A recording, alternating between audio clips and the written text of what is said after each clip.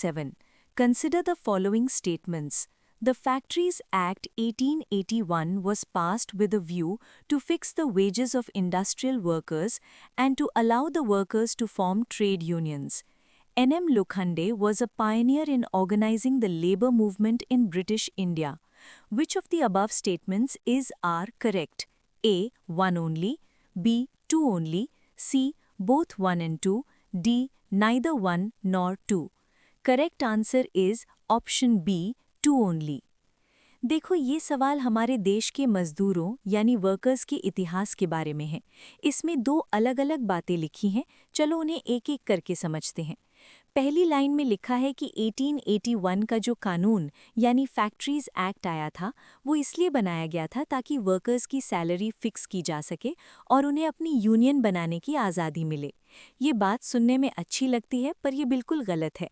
असल में अंग्रेज़ों को हमारे वर्कर्स की सैलरी या उनकी आज़ादी से कोई प्यार नहीं था।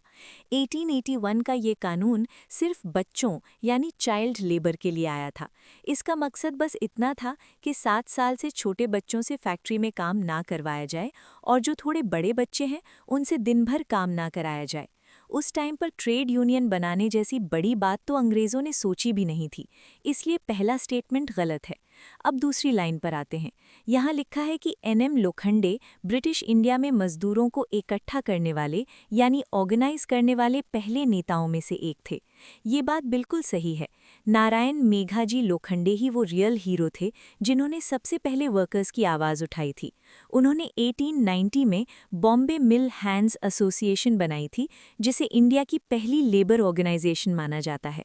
जो आज हमें संडे की छुट्टी मिलती है ना, उसके लिए भी इन्होंने ही लड़ाई लड़ी थी ताकि वर्कर्स को एक दिन आराम मिल सके। तो कंक्लूजन ये है कि पहली बात झूठ है क्योंकि वो एक्ट वेजेस के लिए नहीं था, और दूसरी बात सच है, लोखंडे जी सच में पायनियर थे। इसलिए इसका सही आंसर ऑप्शन बी है।